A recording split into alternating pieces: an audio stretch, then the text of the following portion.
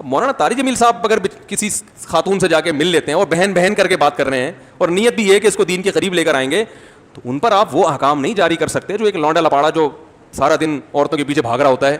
مفتی طارق مسعود کے بیانات کے لیے مفتی صاحب کے چینل مفتی طارق مسعود آفیشیل کلپس کو سبسکرائب کریں. اب جیسے ہمارے ہاں بھی بعض جو بہت ہی ایسے لوگ ہوتے ہیں جو اسلام کا امیج دنیا کے سامنے خراب کر رہے ہوتے ہیں, اسلام نے بعض چیزوں پہ پابندی نہیں لگائی ہوتی, وہ ان کا اپنا مزاج ہوتا ہے تو وہ پابندی لگا رہے ہوتے ہیں. بہت سی چیزوں میں اسلام نے چھوٹ دی ہوتی ہے تو وہ ایسا امیج اسلام کا بنا کے پیش کرتے ہیں کہ وہ آدمی بغاوت پہ آ جاتا ہے. ایسے کیسز بھی ہمارے سامنے آتے ہیں کہ وہ اتنا زیادہ اس کو ڈراؤنا بنا کے پیش کر دیا, وہ آدمی گھبرایا آتا ہے, بولتا ہے یار یہ میں مانتا ہی نہیں. اس کی مثالیں ہیں بہت ساری, یہ بھی دوں گا تو ٹائم زیادہ ہو جائے گا. وہ ایک صاحب کی انگریز بیوی مسلمان ہوئی تو وہ کلمہ پڑھانے کے لیے کسی مولانا صاحب کے پاس لے کر گئے. مولانا صاحب نے اس کو دیوار کے پیچھے بٹھا دیا اس انگریز خاتون کو, اور پتہ نہیں اشاروں سے کلمہ, آواز بھی نہیں جا رہی تھی تو وہ اس کو کوئی اشاروں سے کلمہ پڑھائے. وہ بیچارے بہت ہی سیدھے سادے سے ہوں گے, تو وہ انگریز خاتون ڈر گئی نا کہ پتہ نہیں مجھے کوئی بیماری لگی ہوئی ہے جو یہ اتنا دور انہوں نے بٹھایا. اور وہ مولانا صاحب بیچارے اپنے لحاظ سے احتیاط کر رہے ہیں, ان کو جتنا اللہ نے عقل دی, شعور دیا. وہ خاتون تو اس چیز کی عادی نہیں ہے نا, اس نے اس کاف تک تو سنا ہے, اس نے یہ نہیں سنا کہ دو دیواریں درمیان میں, محرم اور نامحرم کے درمیان میں اتنی دیواریں حائل ہونی چاہیے. وہ ڈر گئی. تو وہ کہنے لگے, وہ جب اسلام قبول کیا تو رو رہی تھی, میں سمجھا خوشی میں رو رہی, پتہ چلا وہ ابھی سے رونا اس نے شروع کر دیا. کورونا سے نہیں رونا آیا اس کو, اس منظر سے رونا آ گیا. تو اب وہ بیچارے مولانا صاحب انہوں نے اپنے لحاظ سے بہرحال جو وہ سمجھتے تھے صحیح کیا, لیکن اگر ان تھوڑا سا وہ اس کلچر کو سمجھتے, صحیح ہے نا, اور اسلام کی جو یہاں جتنی گنجائش دی ہے اسلام نے اس کو سمجھتے, تو اتنا ڈراؤنا اسلام بنا کے اس کے سامنے پیش نہ, وہ اپنے لحاظ سے, میں ان پہ طنز نہیں کر رہا, وہ بیچارے گاؤں کے دیہات کے جتنی اللہ نے ان کو سینس دی اس حساب سے کیا. لیکن بھائی ایسے موقع پہ ہمیں جو احادیث ملتی ہیں, خواتین تو نبی صلی اللہ علیہ وسلم کی مجلس میں آ کے کتنے سوالات خواتین نے پوچھے ہیں. میں نے ان کا بھائی بخاری کی حدیث ہے, ایک خاتون نبی کی محفل میں آ کے کہا کہ یا رسول اللہ میں آپ سے نکاح کرنا چاہتی ہوں.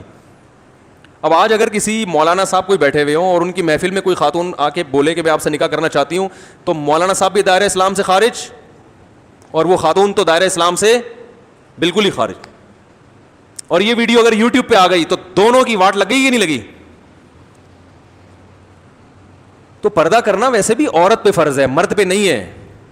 اگر کسی عورت کی طبیعت میں اتنی حیا ہے کہ وہ کہتی ہے میں سامنے نہیں بیٹھوں گی, بہت اچھی بات ہے, اس کو شریعت اپریشیٹ کرتی ہے, لیکن یہ عورت کا کام ہے کہ اس نے سامنے بیٹھنا ہے یا پردے کے پیچھے یا دیوار کے پیچھے یا قسطنطنیہ کی دیوار کے پیچھے بیٹھنا, اس نے اتنی موٹی تھی. یہ کس کا کام ہے؟ بولو نا بھائی, عورت کا کام ہے. بعض عورتوں میں بہت زیادہ حیا ہوتی ہے جو کہ اچھی بات ہے, تو شریعت نے کہا ہے کہ بھائی آپ اس کو مجبور نہیں کر سکتے. میں نے جب شروع میں کال ٹائمنگ کا 2007 میں نا میں نے سلسلہ شروع کیا, تو میں نے اناؤنس کیا کہ بھائی جو خواتین آواز کا پردہ کرتی ہیں تو وہ ای میل پہ مسئلہ پوچھ لیں, اور جو فون پہ ڈائریکٹ بات کرنا چاہتی ہیں تو یہ ٹائم ہے. سو بعض لوگوں نے اعتراض کیا, کیا مطلب, یہ کیا مطلب, یہ کیا ہو رہا ہے بھائی؟ اگر ڈائریکٹ بات کرنا خاتون کا برا ہے تو پھر ہر ایک کے لیے برا ہے, پھر سب ای میل پہ پوچھیں, اور اگر برا نہیں ہے تو باقی ای میل پہ کیوں پوچھیں, وہ ڈائریکٹ کال کر کے پوچھیں.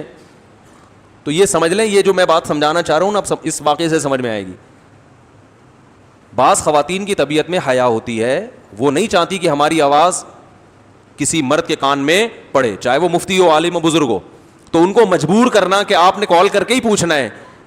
تو یہ آپ, اس کا مطلب ہے کہ آپ ان کی جو حیا ان کے اندر اللہ نے فطری طور پر رکھی ہے, آپ اس کو زبردستی اس حیا کے خلاف چلنے پر مجبور کر رہے ہیں. حیا بھی تو ایک نجی معاملہ ہے نا کسی کا, اس میں شریعت نے ایک حد تک تو باؤنڈری کھینچی ہے کہ بھائی اس سے کم نہیں ہونی چاہیے, اس سے زیادہ نہیں ہونی چاہیے. اس کے بعد لوگوں کو آزاد رکھا ہے. ہمیں صحابیات میں ایسی خواتین بھی ملتی ہیں جو اپنے لباس کا بھی پردہ کرتی تھیں, جن کو مخدرات کہا جاتا تھا. مخدرہ اس عورت کو کہتے ہیں جس کے برقعے پہ بھی کسی کی نظر نہ پڑے. جب یہ ہم حدیثوں میں پڑھتے تھے تو ہمیں سمجھ میں نہیں آتا تھا ایسی عورتیں بھی ہوتی تھیں. تو ہماری دادی ہمیں بتایا کرتی تھیں, اللہ ان کی مغفرت فرمائے, کہ ہندوستان میں وہ بتاتی تھیں کہ جو مالدار عورتیں ہوتی تھیں نا وہ اسی طرح پردہ کرتی تھیں. تو چونکہ دادی کا ہمارے بہت مالدار فیملی سے تعلق تھا, تو وہ ہمیں بتاتی تھی کہ ہم جب گھر سے باہر نکلتے تھے تو گلی کو دونوں طرف سے بند کیا جاتا تھا, سمجھ رہے, تمبو لگا کے گھر کو نا, ادھر سے بھی ادھر سے بھی. پھر ڈولی میں بیٹھتے تھے اور وہ ڈولی اٹھا کے, بھائی گدے گھوڑوں پہ سفر نہیں, جو عورتیں ہیں نا وہ اس طرح کرتی تھیں سفر, پھر اس ڈولی کو بٹھا کے گدھا گاڑی پہ رکھیں یا بیل گاڑی پہ رکھیں یا جہاں بھی لے جا کے رکھیں. تو بڑے گھروں میں یہ علامت سمجھی جاتی تھی, یہ فخر کیا جاتا تھا, بھائی ان گھر کی عورتیں ایسے پردہ کرتی ہیں کہ ان کے لباس پہ بھی کسی کی نظر نہیں پڑتی. تو اس میں اگر کوئی حرج نہ ہو تو اس میں کوئی گناہ نہیں ہے. لیکن اگر کوئی عورت یہ پردہ نہ کرنا چاہے تو آپ اسے مجبور نہیں کر سکتے, کیونکہ صحابیات میں ایسی عورتیں بھی تھیں جو اس طرح پردہ نہیں کرتی تھیں. تو ایک تو واجب پردہ ہے, اس کی تو شریعت نے حکام بیان کر دی ہے, اس سے اوپر کیا ہے, مستحب ہے, غریبی ہے. تو اگر کسی کوئی حرج واقع نہ ہو رہا ہو تو عورت جتنا مرضی پردہ کر لے, شریعت نے اس پہ پابندی نہیں لگائی. ہاں وہاں لگائی ہے جہاں کوئی حرج ہو رہا ہے. مثال کے طور پر حرج کبھی دنیاوی ہوتا ہے, کبھی اخروی ہوتا ہے. بیمار ہیں, مر رہی ہیں, فیمیل ڈاکٹر مل نہیں رہی ہے, میل ڈاکٹر سے علاج ہوگا, نہیں جی ہم تو ہمارے تو برقعے پہ بھی کبھی کسی نامحرم کی نظر نہیں پڑی, تو یہ میل ڈاکٹر ہمارے بلڈ پریشر کیسے چیک کر سکتا ہے. تو بھائی رگ پھٹ جائے گی دماغ کی محترمہ, ٹھیک ہے نا, سمجھ میں آ رہی ہو. اب یہی فی الحال یہی ڈاکٹر ملا ہے ہمیں. تو اب یہاں کیا ہوگا کہ یہ حیا ایسی ہے جس سے فائدے کے بجائے کیا ہو رہا ہے, نقصان ہو رہا ہے نا, جسم کو نقصان ہو رہا ہے. تو یہاں پھر اپریشیٹ نہیں کیا جائے گا اس حیا کو, یہ ضرورت ہے ایسے موقع پہ. اسی طرح حیا بعض دفعہ رکاوٹ بنتی ہے شرعی حکم کو پورا کرنے میں. سفر کر رہی ہے کوئی خاتون, ڈولی میں بیٹھی ہوئی ہیں, فار ایگزامپل نماز کا ٹائم ہو گیا, زمین ڈولی میں تو کھڑے ہونے کی جگہ نہیں ہوتی نا, اور وہ کھڑے ہو گئے سارے ڈولی اٹھانے والے وہ سارے بیٹھ جائیں گے پھر, ٹھیک ہے نا. نماز کا ٹائم ہو گیا, ٹرین میں سفر ہو رہا ہے, جہاز میں سفر ہو رہا ہے, نماز کا ٹائم ہو گیا. اب شریعت کہتی ہے بھائی جاؤ وضو کرو, چہرہ دھو اور تمیز سے نماز. نہیں جی ہمیں شرم آ رہی ہے, ایکچولی اتنے سارے جینٹس اور اتنے مردوں کے بیچ میں کیسے نماز پڑھوں گی, میں تو بہت شرم والی ہوں, میرے تو آج تک ناخن کسی نامحرم نے نہیں دیکھا. اور بھائی جاؤ تمیز سے جا کے وضو کرو, اور وضو کے لیے چہرہ بہرحال کھولنا پڑتا ہے. جتنا پردے کا انتظام ہوگا لیکن آپ کو نماز پڑھنی پڑے گی. سمجھ میں نہیں آ رہی, میرا خیال ہے بات آ رہی ہے کہ نہیں آ رہی ہے. تو وضو بھی کرنا پڑے گا, چاہے جگہ کہیں نہ ہو تو مردوں کے بیچ میں کھڑے ہو کے نماز پڑھنی پڑے گی. تو جو فرائض واجبات ہیں, چاہے وہ دنیا کے لحاظ سے ہوں چاہے وہ آخرت کے لحاظ سے, ان کو پورا کر کے پھر جتنی مرضی حیا ہو, شریعت نے پابندی نہیں لگے. ہاں اسی طرح کوئی بچی شادی ہو کے سسرال چلی جاتی ہے, اس کی طبیعت میں اتنی حیا, ایک تو شرعی پردہ دیور سے جو فرض درجہ ہے وہ پورا کرنا, وہ تو لازمی کرنا پڑے گا. ایک اتنی حیا اس کے اندر ہے, ایکچولی میرے تو برقعے پہ کسی نامحرم کی نظر نہیں پڑی, تو میرے دوپٹے پہ اگر دیور کی نظر پڑ گئی تو میں تو برداشت نہیں کر سکتی, لہذا کنڈی لگا کے, کنڈی میں ایلفی ڈال کے کمرہ بند کر کے بیٹھ گئی. اب ساری بہویں مل جل کے گھر میں کام کر رہی ہیں, افطاری بنا رہی ہیں, ایک کے ذمہ پکوڑے بنانے, ایک کے ذمہ سموسے بنانے ہیں. انہوں نے کنڈی لگائی ہوئی ہے, اس میں کیا ڈالا ہوا ہے, ایلفی. کہ میری جو حیا ہے نا وہ مفتی طارق مسعود صاحب کی جو دادی تھی نا ان جیسا پردہ میں کرتی ہوں کہ دونوں طرف کناتے لگا کے ڈولی میں بٹھایا جاتا ہے. تو ہمارا پردہ ایسے ہو. اب ڈولی تو نہیں ہے, ایک کمرہ ہے, ایلفی ڈال دی, پورا گھر ڈسٹرب ہو رہا ہے. بھائی تم پیڑے کھانے کے لیے ہو یہاں پر آئی ہو, بس وہ کنڈی کھلے گی, یہاں سے سموسہ پارسل کیا اپنے حصے کا. تو جب ایک گھر میں رہتے ہیں تو گھر کے کام کاج میں سب کو مل جل کے شریک ہونا پڑتا ہے. ایسی صورت میں اس بہو سے کہا جائے گا بھائی جو واجب پردہ ہے, فرض پردہ ہے, وہ تو کرنا پڑے گا, جو مستحب ہے اس کو کیا کرو, چھوڑ دو, کیونکہ اس سے گھر میں فساد ہو رہا ہے, لڑائیاں ہو رہی ہیں. باقی بہویں کہیں گی یہ پیڑے کھانے کے لیے آئی ہے, ہم یہاں یہ کچھ بھی نہیں کرتی. 12 گھنٹے سوتی ہیں, اور 12 گھنٹے اس لیے سوتی ہیں کہ وہ مزید 12 تاکہ آرام سے سویا جا سکے, ٹھیک ہے. جیسے وہ سوڈانیوں کے بارے میں سنا نا کہ وہ صبح اٹھ کے سب سے پہلے آرام کرتے ہیں, سب سے پہلا کام ان کا کیا ہوتا ہے, آرام کرنا. تو اس لیے یہ جو پردہ جو ہے نا یہ کس کی ذمہ داری ہے, عورت کی. مرد کو شریعت نے پردے کا مکلف نہیں بنایا ہے, مرد کو یہ کہا ہے کہ کسی پر غلط نظریں مت ڈالو. تو اگر کوئی عورت کسی مرد کے پاس آتی ہے, تنہائی میں نہیں, تنہائی میں عورت اور مرد کا اجتماع اسلام میں کیا ہے, حرام ہے, اس میں فتنے کا اندیشہ ہو یا نہ ہو. کسی تنہائی میں آپ کسی جوان عورت کے ساتھ نہیں مل سکتی, کتنے بڑے بزرگ ہوں آپ. ویسے اگر کوئی عورت ملنے کے لیے آتی ہے تو وہ نبی صلی اللہ علیہ وسلم کے پاس بھی آیا کرتی تھی. دیکھیے نبی صلی اللہ علیہ وسلم نے حجۃ الوداع کے موقع پر کیا ہوا ہے کہ آپ صلی اللہ علیہ وسلم کے پیچھے سواری پہ فضل ابن عباس رضی اللہ تعالیٰ عنہ بیٹھے ہوئے تھے, بالکل جوان تھے, خوبصورت تھے. ایک بوڑھا اپنی جوان بیٹی کو لے کر آیا کوئی مسئلہ پوچھنے کے لیے, تو حضرت فضل ابن عباس جو ہے نا اس بچی کی طرف, لڑکی کی طرف دیکھنے لگے. تو آپ صلی اللہ علیہ وسلم نے بڑی محبت سے ان کا چہرہ جو ہے نا اپنے ہاتھوں سے یوں کر کے ادھر گھما دیا, ٹھیک ہے نا, کہ ادھر نہیں دیکھو. اور آپ نے کیا الفاظ ارشاد فرمائے, رأیت الشاب والشابۃ فخفت علیہما, میں نے ایک جوان لڑکا دیکھا اور جوان لڑکی, مجھے دونوں پہ خطرہ ہوا. خطرہ دونوں طرف سے ہوتا ہے نا, وہ بھی بڑے خوبصورت تھے تو اس کا بھی ڈر تھا کہ یہ لڑکی عشق میں مبتلا ہو سکتی ہے, یہ بھی ڈر تھا. حالانکہ نبی صلی اللہ علیہ وسلم کے چچا بھائی ہیں, اہل بیت میں سے ہیں, لیکن انسان تو انسان ہے نا. پہلے مرد ہوتا ہے, بعد میں وہ کچھ ہوتا ہے. عورت پہلے عورت ہوتی ہے, بعد میں وہ کچھ ہوتی ہے.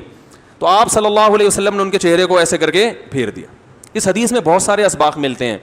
اس میں یہ بھی ملتا ہے کہ ایسا نہیں ہے کہ آپ نے اس بوڑھے کو کوئی معاذ اللہ کو یوں کر کے گھمایا ہو یا فتویٰ دیا ہو کہ کیا کر رہے ہو ہیں, بچی تمہاری چہرہ کھول کے یہاں کیوں کھڑی ہوئی ہے. تو اتنے کوئی جذباتی جو ہے نا, جو ہمارے ہاں آج کل ہو جاتا ہے. اس حدیث سے بعض علماء نے استدلال کیا ہے کہ چہرہ کھولنا اسلام میں عورت کے لیے جائز ہے, لیکن دوسری حدیثیں بھی ہیں جس میں چہرے چھپانے کا حکم دیا گیا ہے. تو اس لیے فتویٰ تو اسی پر ہے کہ جوان عورت پر چہرہ کا پردہ کرنا واجب ہے. لیکن اگر کوئی لڑکی نہیں کر رہی تو پھر مرد کو جو نظر کی حفاظت کا حکم کیوں دیا جا رہا ہے, اس کی وجہ آپ صلی اللہ علیہ وسلم نے فرمائی کہ مجھے فتنے کا, بولو بھائی, اندیشہ ہے. بعض حالات ایسے ہوتے ہیں کہ یقین ہوتا ہے کہ یہاں فتنہ نہیں ہوگا, عورت بوڑھی ہوتی ہے بعض مرتبہ, یا ایسی کنڈیشن. دیکھو وہاں وہ جو فضل ابن عباس جوان تھے نا, ان کو نبی نے حکم دیا, اور وجہ یہ کیا بیان کی کہ یہ بالکل شاب کہتے نوجوان کو, صرف جوان کو نہیں کہتے. نوجوانی کے حکام کچھ اور ہیں, ادھیڑ عمر کے حکام کچھ اور ہیں, بڑھاپے کے حکام کچھ اور ہیں. تو میں جب لوگوں کو مسئلہ بتاتا ہوں نا ان سب ان کی عمروں کا, وہ کنوارا ہے تو اس کے حکام کچھ اور ہیں, شادی شدہ ہے تو اس کے حکام کچھ اور ہیں, ایک شادی ہے تو حکام کچھ اور ہیں, 4 بیوی ہیں تو حکام بالکل چینج ہو جاتے ہیں. وہ بیچارہ اپنی بیویوں سے نظریں چھپاتا پھر رہا ہوتا ہے. سمجھ میں آ رہی ہے بات؟ جس کی 4 ہوتی ہیں نا, 4, اس کو تو بیچارے کو اپنی بیگم کو دیکھنے کے لیے بھی کچھ انرجی کی ضرورت ہوتی ہے. تو عفت اور پاکدامنی آتی ہے نا نکاح سے. تو ایک ہی لاٹھی سے سب کو ہانکا نہیں جاتا. مولانا طارق جمیل صاحب اگر کسی خاتون سے جا کے مل لیتے ہیں اور بہن کر کے بات کر رہے ہیں, اور نیت بھی یہ کہ اس کو دین کے قریب لے کر آئیں گے, تو ان پر آپ وہ احکام نہیں جاری کر سکتے جو ایک لونڈا لپاڑا جو سارا دن عورتوں کے پیچھے بھاگ رہا ہوتا ہے, وہ تو تبلیغ بھی کرے گا. تو ہم کہیں گے, میرے لوگ پوچھتے ہیں فیس بک پر, میں ایک لڑکی دوست بن چکی ہے, میں اس کو اسلام کی باتیں سکھا رہا ہوں. میں کہہ رہا ہوں آپ چھوڑ دو, آپ اس کو اسلام کی باتیں نہیں سکھاؤ, ٹھیک ہے نا. اس کے ابا ہیں, اس کے ماموں چاچا کو سکھانے دو, آپ اس سے فری ہونے کی کوشش. لیبل اسلام کا لگایا جا رہا ہے, تم جوان آدمی, تم کیوں جوان لڑکی سے دوستی لگائی ہوئی ہے بھائی تم نے. میں نے کہا اس کو علماء کے بیانات بھیجو, درس قرآن کے لیے بہت سارے علماء, ان کی لنک بھیج دو. تم کیوں فری ہونے کی. میں نے کہا اپنی اماں کو کیوں نہیں سکھایا آپ نے کبھی اتنے شوق سے, اپنی بہن کو کیوں نہیں سکھایا. اس کی فکر لگی ہوئی, کہہ رہے میں چاہ رہا ہوں وہ اسلام پہ آ جائے, وہ اسلام پہ. میں نے کہا اپنی بہن کی فکر کرو بھائی, پہلے اپنی خالہ ماموں کی فکر کرو. نا, وہ چونکہ خوبصورت ہے لہذا اس کو جہنم سے بچانے کی فکر بہت زیادہ ہو رہی ہے. تو ایک ہی لاٹھی سے سب کو نہیں ہانکا جاتا, احکام سب کے الگ الگ ہوتے ہیں.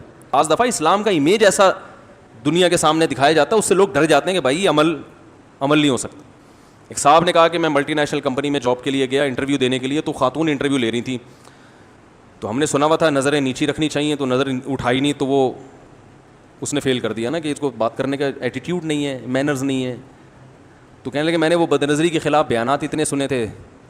تو میں نے کہا دیکھو جوان عورت کو دیکھنا کوئی اچھے لوگوں کا کام نہیں ہے, لیکن آپ وہاں لڑکی دیکھنے تھوڑی گئے تھے.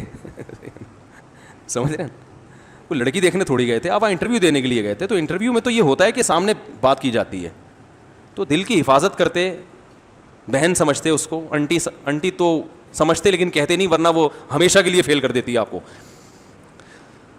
تو یہ گنجائش ہے. میں نے کہا بھائی مجبوری کے حکام. اب ایک آدمی وہ زیور بیچ رہا ہے, جیولری کی دکان ہے, وہ انٹی کو دیکھ ہی نہیں رہا, تو انٹی تو ہاتھ صاف کر کے بعد میں کیمرے میں دیکھ رہا ہے, تو کیمرے میں بھی تو دیکھے گا ہی نا انٹی کو.